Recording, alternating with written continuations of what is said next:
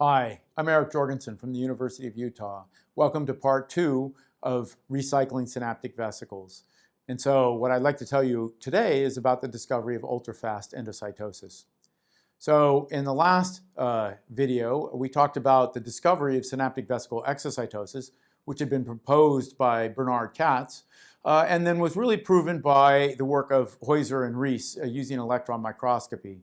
And then John Heuser and Tom Reese continued these experiments and discovered that there was synaptic vesicle recycling via endocytosis at the synapse. And the conclusions that they came to was that this is a clathrin-mediated process and took about 30 seconds. So it was a relatively slow process. But the images were beautiful, and it's unquestioned that this occurs at synapses. What I'd like to tell you about today in the second part is that there is another mechanism that is acting at synapses, and that this is acting on a very fast time scale, between 30 to 50 milliseconds, so about 1,000 times faster than what was seen via clathrin-mediated endocytosis. And so I'll tell you about our experiments in worms and in mice, and then at the very end I'll reconcile the work of Heuser and Reese with ultrafast endocytosis. So what we chose to do was to do our studies in a nematode, a small roundworm, called C. elegans. And the advantage of this is that there are many mutants available, so you can study processes and cause defects in them and see how the molecular mechanisms work to recycle synaptic vesicles. But what's important for the experiments I'll tell you about today is that the nematode is transparent. So light is perfectly transparent to light, and so that's important because we're going to use optogenetic stimulation of the nervous system. And so we returned to the scene of the crime. We talked about that some of these experiments from Heuser and Reese had been done at the Marine Biological Laboratory in Woods Hole in 1973, starting in 1973. And the experiments I'll tell you about started in 2008. From our work, Shigeki Watanabe and my work at MBL. So what we wanted to do was stimulate, but we didn't want to use electrical stimulation because we wanted to do this in a whole animal, in an animal that was not dissected, and we didn't have to remove the nerves and attach them to stimulating wires. So the way to do this is to use light-activated ion channels. So there is this single-cell algae called Chlamydomonas, and it is phototaxic, meaning it swims to a light source. And the reason it can do this is that it has a light-activated ion channel.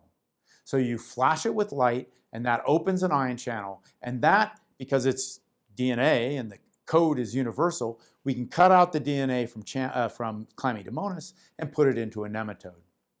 And so that's shown here. So what we've done is we put channel rhodopsin into the acetylcholine motor neurons that drive the contraction of muscles. And so here we have the channel rhodopsin is shown, and here is a cholinergic neuron that is expressing channel rhodopsin. So now what we can do is we can patch onto a muscle and record the activity of the muscle. That means that we're recording postsynaptic activity that comes from the motor neuron.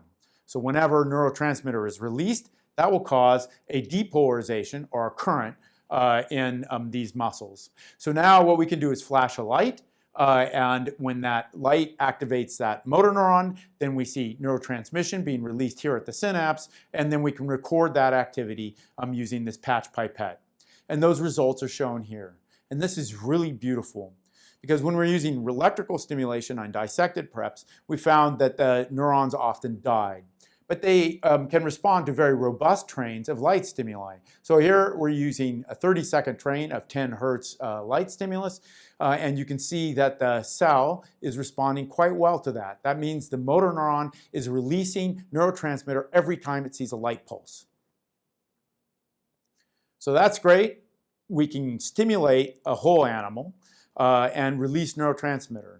But how are we going to capture that event? And so we're borrowing a page from Heuser and Reese, and we're going to freeze that sample as fast as we can after a synaptic transmission has been initiated. And for this, we're using a high-pressure freezer. And these are really wonderful devices. They go from 1 to 2,000 atmospheres in 15 milliseconds. And what that does is that water molecules, if you cool something slowly, will rearrange and then form ice crystals. And those ice crystals will shatter a cell. or they will create, they'll exclude solutes and salts, and that will create hypertonic regions. And so water will flow into that hypertonic region and also blow up the cell. So during slow freezing, there's a lot of tissue damage. But if you could do this under high atmospheric pressure, the water molecules don't have time to rearrange, they're sluggish, and then you drop the temperature and the water molecules simply stop in place. And this is called vitreous ice because it's not organized into a crystalline form. So what this allows us to do, so we go from ambient, so from room temperature, 22 degrees, to minus 50 degrees centigrade in 10 milliseconds. And so that allows us to freeze up to 200 microns deep without ice crystals forming and without any destruction of the tissue. So what we do after this is then we put a sample that's at minus 90 degrees, that's what we hold it at, and we put it in fixative and acetone. And so then the water molecules come out slowly and are swapped with acetone. And carrying in with the acetone are fixatives like osmium. So how we got this light stimulation to work is shown here. So normally it's shown here in yellow is the specimen holder, specimen cup. And so our worms will be held in this little spot here. And the pressure comes in from this, this plunger right here, which slams a sample against a black diamond anvil, and that's how we create pressure. But under these circumstances, there's no light path to the sample. So what we did is we replaced that black diamond anvil with a sapphire anvil shown here. We drilled out that mounting screw shown here, and we drilled out that bayonet here. And so we mounted an LED directly behind that sapphire anvil. So now we had a light path to the sample cup. So we now can stimulate that sample at any point before freezing them. And so that's shown here. So my graduate student, Shigeki Watanabe, had mounted the sample, and here's the specimen holder right there. Here's the bayonet, and you can see the wire that comes out, and that wire goes to a computer here, which will control when we stimulate the LED just before the freeze. So what you'll see is that Shigeki will mount this onto a sled, and that sled will run down a rail into the high pressure chamber here at the end. And so in this case, we're going to stimulate before we shoot it down the rail, but you can stimulate it anytime that it's passing along the rail into the high pressure chamber. So let's just watch this video. So Shigeki has mounted the pod that holds the sample in the specimen cup into the bayonet, and then the bayonet is here on the sled. So what's going to happen now is he's going to activate the computer, and you'll see flashing right here. See that flashing? And now it's going to shoot down the rail, boom, and then into the high pressure chamber, right? So 2,000 atmospheres, the sample is frozen, and it drops into liquid nitrogen here. So now we can remove that sample from the liquid nitrogen, and we can put it into this freeze substitution of fixation. So what we'd like to do first is determine where and when exocytosis takes place. So in these experiments, what we're doing is I'm showing you a current caused by an electrical stimulation of the motor neuron. So here's our light stimulus. And then what we're going to do is freeze 20 milliseconds later while there's still this synaptic transmission going on. So what do we see? So first, a little anatomy lesson. So what you have here is an electron micrograph of a C. elegans neuromuscular junction. And shown in red here is the dense projection. That marks the center of the synapse. And that is where the calcium channels are. So when that synapse is excited, calcium will flow through this dense projection and then can activate or cause a fusion of vesicles that are nearby. So the other structure that you might notice is the adherens junction. So here's an adherens junction here, and they mark the edges of the active zone. So the active zone defines where vesicles fuse. So you can see docked vesicles that are now highlighted in blue, and vesicles that are capable of fusion are shown along this entire surface. So anywhere between the adherens junction and the dense projection, those vesicles can fuse when they're stimulated. And so let me just show you some of those images. So here you see vesicles that are in the process of fusing with the membrane and collapsing into the plasma membrane. So shown here is one of those vesicles that hasn't fused or flattened very far. Here's one that's flattening, and then here's one, maybe I you're right there. You just see this one as just flattened almost completely into the membrane. So that's 20 milliseconds after stimulation. So what we wanted to know is where endocytosis takes place and how soon after stimulation.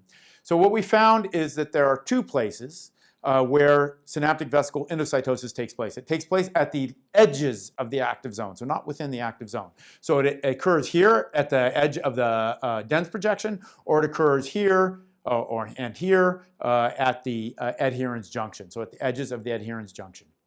And those are shown here. So I'm just showing you endocytosis that's occurring at the dense projection here, and so it's just been stained lightly with this red color. And you can see here that there's a shallow invagination, and then this one, this endocytic vesicle has already severed from the membrane, and then eventually what these vesicles do is that they will migrate into the inside of the synaptic bouton, far from the release site.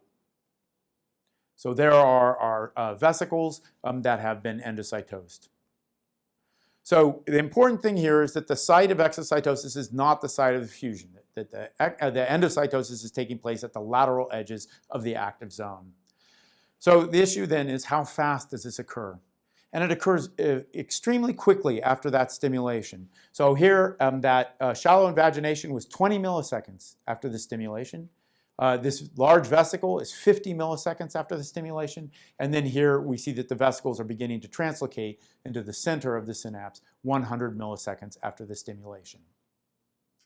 So here is the quantification of this, and this is important because we have good temporal resolution to demonstrate that this is a precursor-product relationship between each of these steps. So we see these pits, they peak at 20 milliseconds. We see that there are these large vesicles, they peak at 50 milliseconds. And then we see these vesicles that are beginning to translocate into the center of the synapse, and those peak at 300 milliseconds. So we know that this is the process through which the membrane is passing. We see that the first large vesicles appear at 30 milliseconds, so that's when endocytosis, the membrane is actually being cleaved, and the last pits are gone at 50 milliseconds. So the time period during which endocytosis is actually taking place is 30 to 50 milliseconds. So this process is taking about 1,000 times, it's taking about 1,000 times faster than clathrin-mediated endocytosis. So instead of 30 seconds for clathrin-mediated endocytosis, we see 30 to 50 milliseconds for ultrafast endocytosis. So there appears to be a very fast mechanism that also works at synapses. So this has demonstrated that this process works in the nematode, and now I'd like to tell you about some work that demonstrates that this process also occurs at mouse synapses. So we did our work in the nematode, C. elegans, and it's possible that this is an unusual organism, that maybe it has a sped up form of endocytosis that is not conserved among other organisms. And so to test this, we needed to look in another organism, one that is more commonly used as a laboratory organism that replicates what might be happening in human synapses, and that's the mouse. And to do this work, we worked with Christian Rosenmund at the Charité in Berlin. And I have to give a big call out, a shout out to Christian. This was his idea. Christian said, why don't you come to Berlin and bring your samples and your device, and we'll do the experiments on hippocampal neurons that have been cultured onto dishes. And so I brought my graduate student, Shigeki Watanabe, and so what he did was perform a morphometry on over 10,000 synapses. And so the reason we needed to do this is to get statistical differences at each of these time points. And so let me show you those data. So once again, we're stimulating with channel rhodopsin. And so we can take our cultured hippocampal neurons from the mouse brain and then infect them with a virus that expresses the channel rhodopsin gene. And so then we can make the protein. And now we can stimulate with light. And so here is a hippocampal neuron in a dish. It's expressing channel rhodopsin. We stimulate it, and the light stimulation is shown here in blue, right? So this is this 10 millisecond stimulation. And in this image, you can see that there were two action potentials that were caused by this light stimulation. And so this occurs fairly rapidly after the onset of light stimulation, just 5 milliseconds, and it's highly robust. So only 12% of the time do we see a failure of an action potential. So we'd like to now demonstrate that that really causes synaptic transmission. And so for this, we have a cell that is not expressing channel rhodopsin. So there will be no light response in that cell. The only light response that it will have will come from the presynaptic cell expressing channel rhodopsin. So now we can flash the light that activates that presynaptic cell, and then we see these postsynaptic currents in this cell here. So you can see that in this case, here's the light stimulus shown in blue, and once again, there were 2 action potentials in this sample. And so this is a postsynaptic current shown here, and we know that this is a synaptic current because we can block it with a drug called TTX, and TTX blocks action potentials. So if you block the action potential in this presynaptic cell, you have no synaptic transmission. And if you block the receptors for the neurotransmitters in the postsynaptic cell, right here, we also see no response. So this demonstrates that these are bona fide synaptic events. So once again, what we'd like to do is determine the speed of exocytosis and the speed of endocytosis. So we stimulate with light, again shown in blue, and then we can freeze at 15 milliseconds, 30 milliseconds, 50 milliseconds, 100 milliseconds, and so on. And so for each of these experiments, we analyzed 200 synapses to see whether we could see events. So let me just give you, again, anatomy, a lesson about the mouse hippocampal synapse. And so what you can see here is a pool of vesicles that represents a reserve pool of vesicles. And then there are vesicles that are docked at the membrane, shown here, and they can release along this entire face. So that face, that region is called the active zone. It's a zone that's active, right? Vesicles fuse. On the other side is the postsynaptic density. And what this postsynaptic density is, the positioning of ion channels, ligand-gated ion channels, that will respond to the neurotransmitter being released. In this case, it's glutamate. So glutamate is the neurotransmitter. It will open ligand-gated ion channels, and then there will be a current in that postsynaptic cell.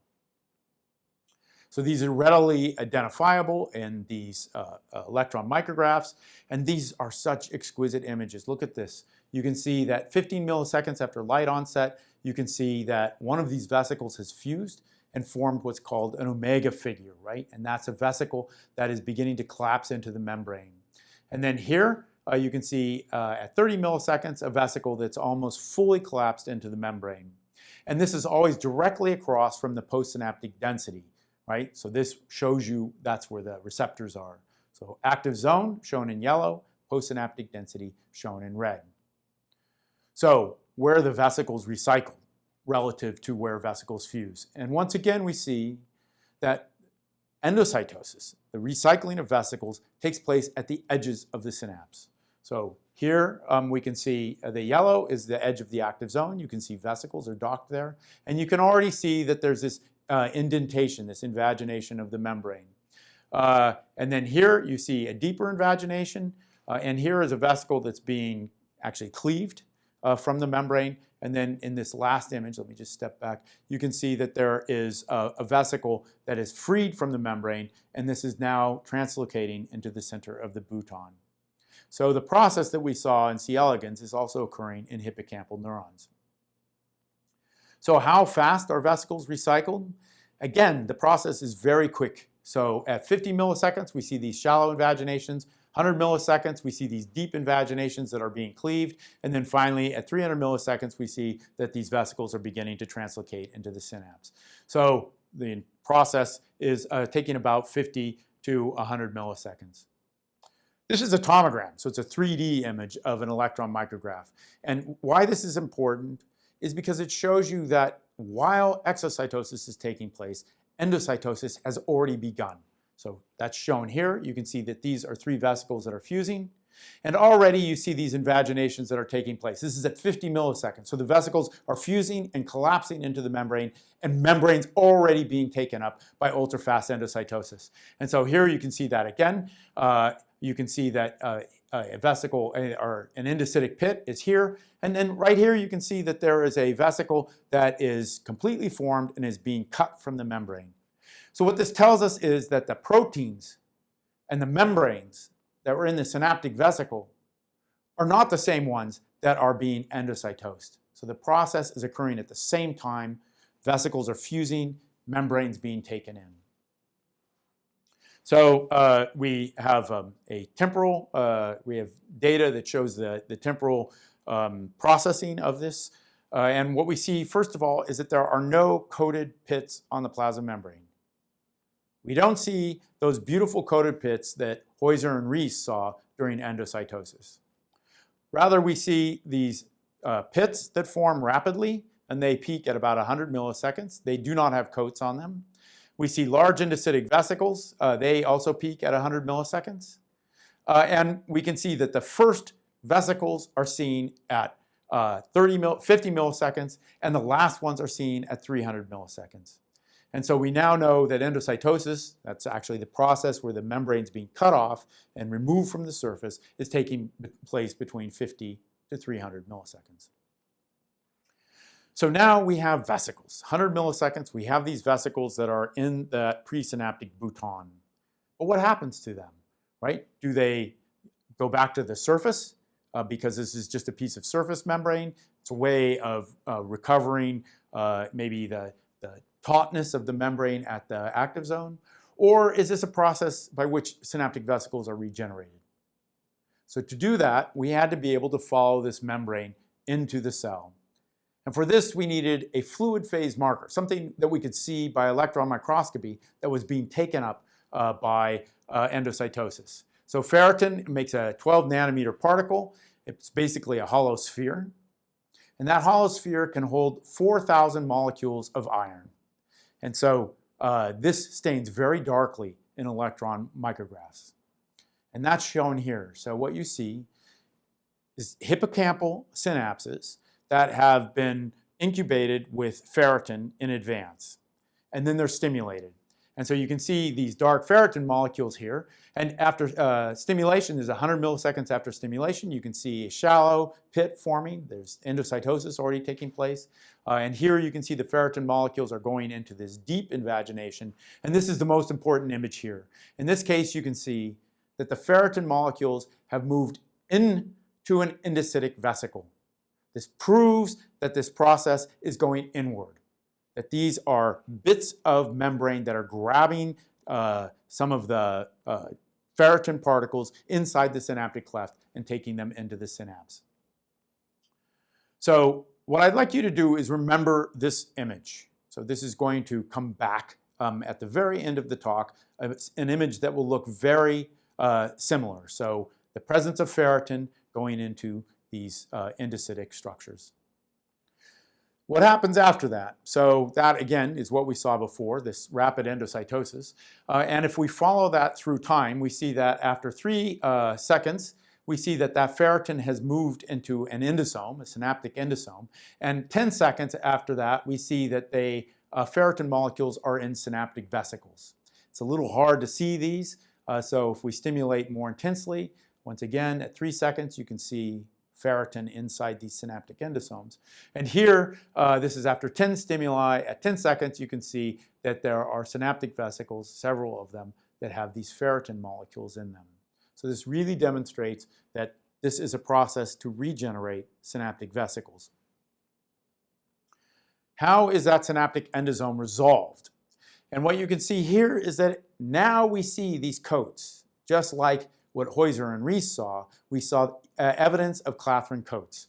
And so here is what, again, a normal clathrin-coated pit looks like, and that occurs on the cell body. And here is one of these coated buds on the endosome. And look how familiar or similar they are. So here's a process. Here's one of these round spherical synaptic endosomes at 1 second. And then at 1 second here, we see that buds are forming. And then here's another example, 3 seconds of a bud forming. And then I love this image. Here is one of these synaptic endosomes that's being torn apart by wild dogs, right? I mean, there's a bud, 4 different buds on this process. It's completely tearing the synaptic endosome apart, and it basically becomes invisible to us in electron micrographs after this. So if we now look at the speed of this process, we see that these deep pits have formed between 50 to 100 milliseconds. These then form large endocytic vesicles. These are about 80 nanometers in diameter. And those form at 100 milliseconds. They peak at 100 milliseconds. These synaptic endosomes peak at 1 second. Then clathrin-coated vesicles peak at 3 seconds. And then we see synaptic vesicles, and they peak at 10 seconds, and we think that the t to 1/2, that is the half time to create these synaptic vesicles, is only 5 seconds. So the process is very fast. So what we now have to conclude is that there is this other process, that ultrafast endocytosis, which occurs 600 times faster than clathrin-mediated endocytosis here. So that takes 30 seconds, and what we've seen is that ultrafast endocytosis is occurring as fast as 50 milliseconds, so 600 times faster. So now we have a conflict, right? Heuser and Reese see clathrin-mediated endocytosis, takes 30 seconds. We see ultrafast endocytosis, that takes about 50 milliseconds. So the data disagree. So can we reconcile these conflicting results? And I think we can. So the issue then is, why do our results differ from previous studies on hippocampal neurons? These have been studied for many, many years. And it's always been observed that there are clathrin-mediated endocytic structures. And we think we know the reason why.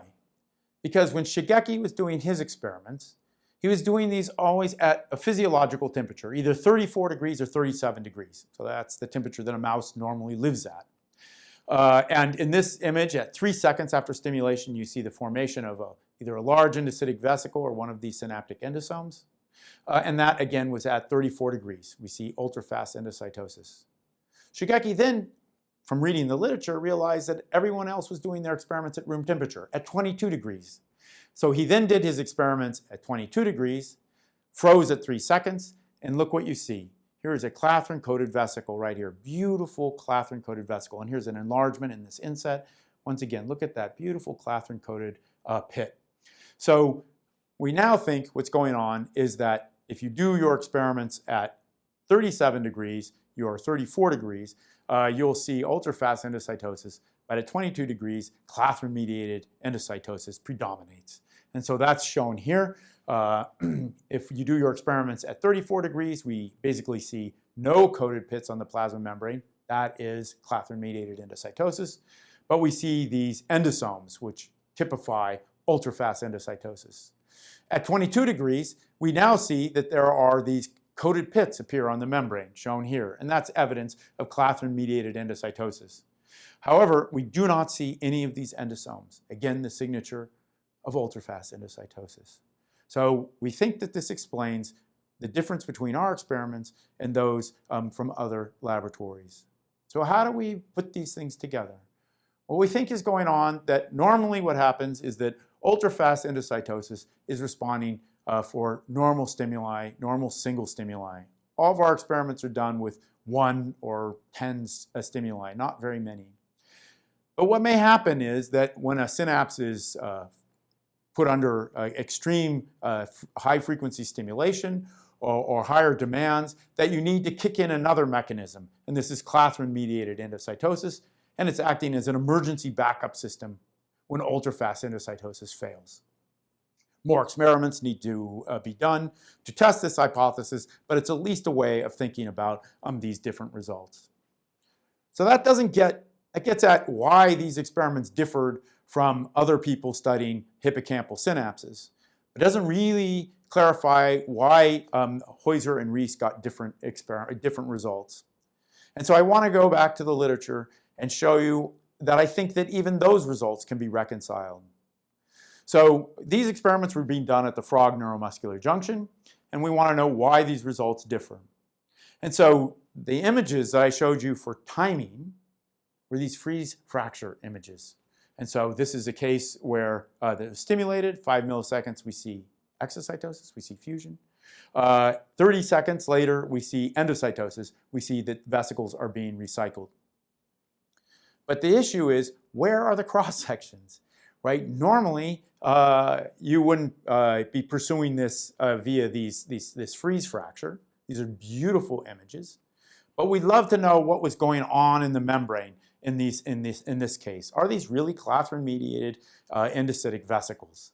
And so I looked through all of their papers, and I was never able to find those cross-sections, but I am sure they would have done them, right? So finally, I contacted an antiquarian book dealer because there was one article that I couldn't find, I could not get a copy of, and it was this chapter in this book called Neurosciences by MIT Press in 1979. And so the antiquarian book dealer sold me that book, and I looked at that chapter, and there were those cross-sections. It's just a beautiful sleuthing story here. Here is a neuromuscular junction that was stimulated at 10 hertz for 5 minutes, so high-frequency stimulation. And you can see these beautiful, exquisite clathrin-coated pits. Here's one where the clathrin coat is formed, and here's another one where the vesicle is being squeezed off, about to be cut off. So that was after an intense stimulation. But in the Miller and Heuser paper, there were also freeze fracture images that showed something mysterious that they noted after just 1 second after the stimulation. And those are shown here. So here, shown in red, I've circled these other indentations that look like they could be endocytic events. And note, there's this white structure here and a white structure here. That's the ice that's being cut across the neck of that endocytic vesicle, suggesting that if we could look inside that in a cross-section, we'd be able to see endocytic structures. So where are those cross-sections? There they are.